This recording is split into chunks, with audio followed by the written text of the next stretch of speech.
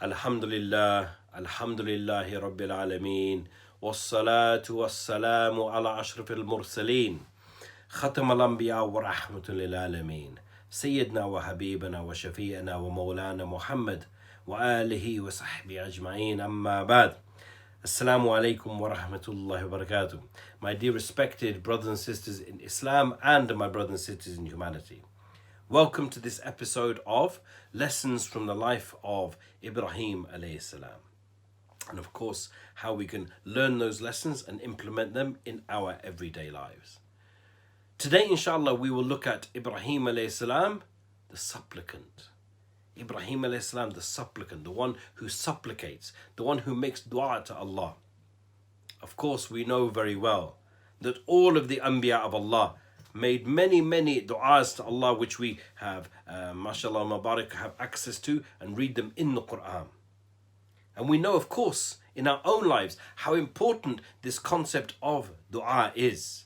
We know, of course, that Allah tells us in the Quran, He says, "Udu'uni astajib lakum," call out to me and I will respond.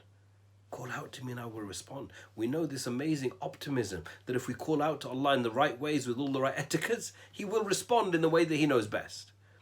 And we know how important it is as a concept because Rasulullah sallallahu alayhi wasallam said, "Ad-du'a huwa al-ibadah."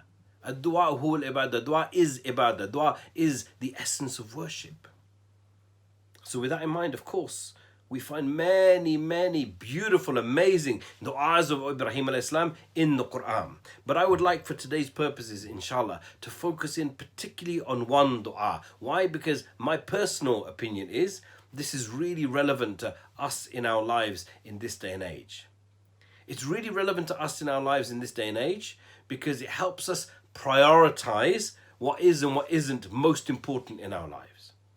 And I will come on to how important that is in a few moments. Before I do that, let me just set a bit of context for this particular dua that Ibrahim alayhi salam made. Of course, we know very well and we're very familiar with the story that Allah subhanahu wa ta'ala had commanded Ibrahim alayhi salam to leave his beloved wife, Hajar, and his beloved son Ismail alayhi salam in the desert.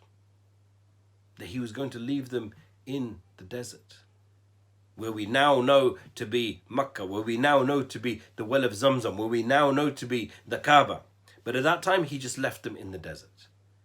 And of course, we know that upon leaving them, having lost their sight, having they gone out of sight from them, he turned to Allah. And this is the story that is found in Surah Ibrahim, ayah number 37. He left their sight. He left them in the desert, in that spot.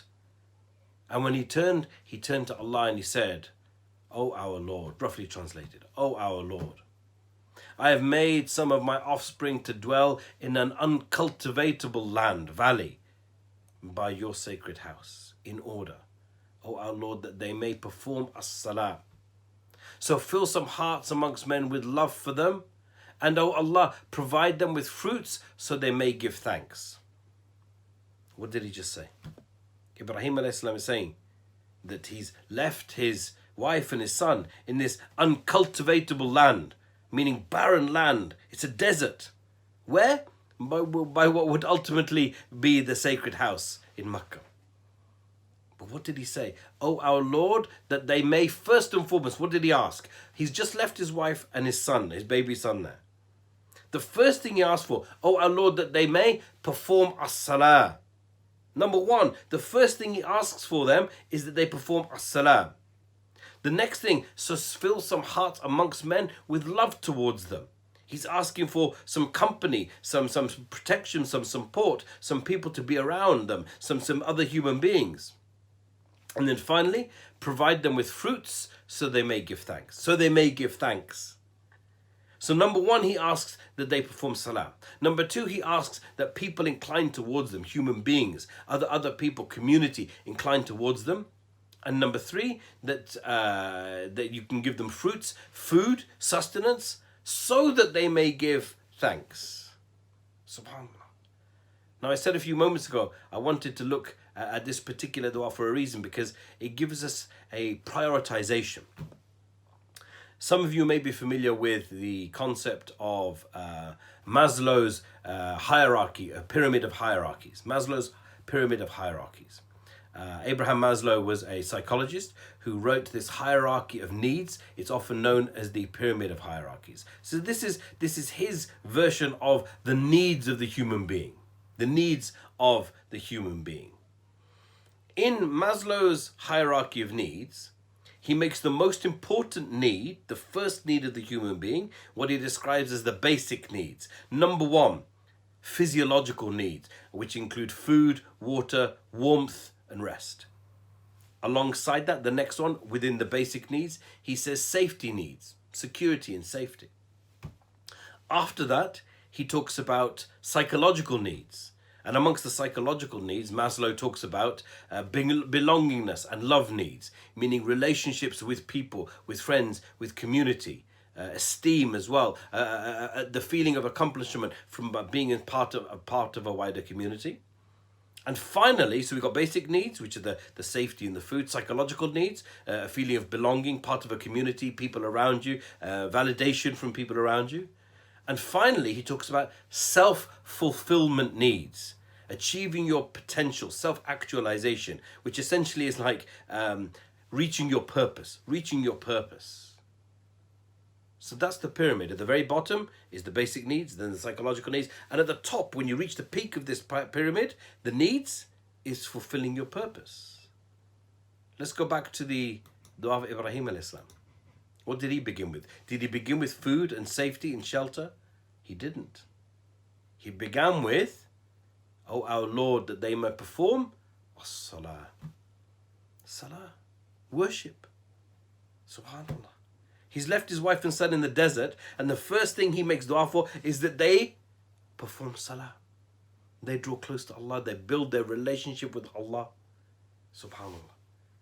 What do we know about this? Subhanallah. We now have the benefit, subhanallah, of the Quran and the teachings of Rasulullah sallallahu alaihi wasallam. So we have a deep understanding of why this is so important. Rasulullah sallallahu alaihi wasallam taught us, in a hadith roughly translated, that the first question the son of Adam will be asked is the salah. If it's in order, then everything else will be in order. But if it's corrupt, everything else will be corrupt. So the first question we're going to be asked about on the Day of Judgment is about our salah.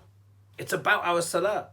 This is the importance of the salah, that we're going to be asked about it first. In another hadith, Rasulullah said, roughly translated, that the difference between the disbeliever and the believer is the salah.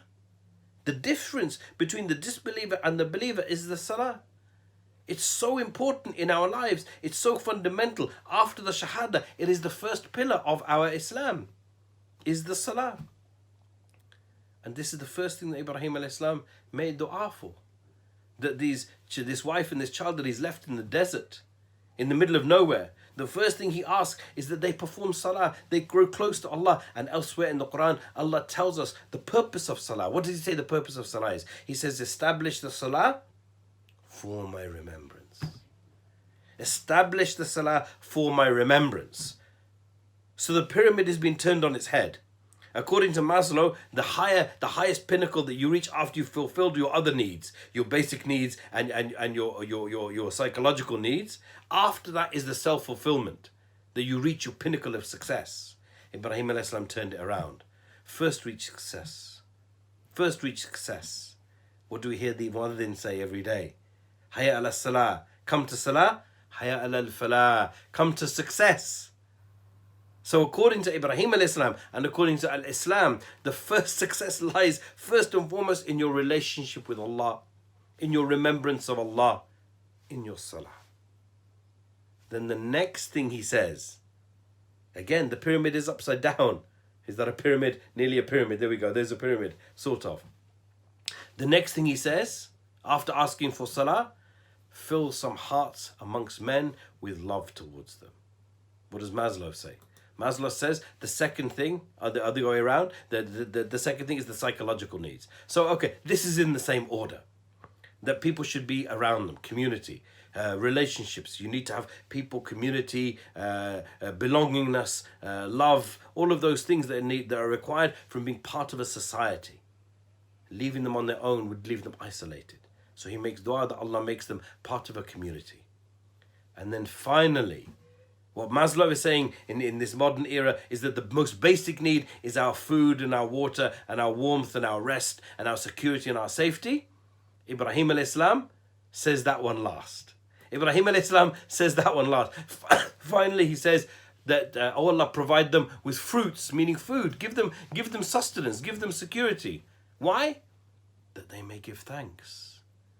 Not just in and of itself so they're fed and watered and healthy. No, provide them with fruits so that they may give thanks, so they can give shukr to Allah. In this dua, there is a lesson for you and I, my brothers and sisters. What do we prioritize in our lives? What do we prioritize when we make dua for our kids, for our family, for our wider society? If it is in the order of Maslow's hierarchy of needs, first the food and the water and the security and the jobs, and then the psychological, the marriages and the community, and then finally make them good Muslims, Ibrahim al-Islam is telling us, turn that pyramid upside down. First, the connection with Allah.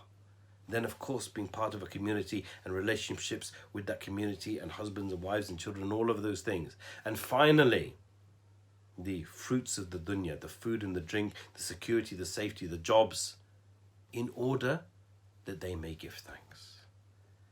I pray that we can all, myself first, benefit from this lesson from Ibrahim a.s. and recognize the priorities that we should have in how we make dua for ourselves and our families in this day and age. Jazakum Allahu khairan. Wassalamu alaikum wa rahmatullahi wa barakatuh.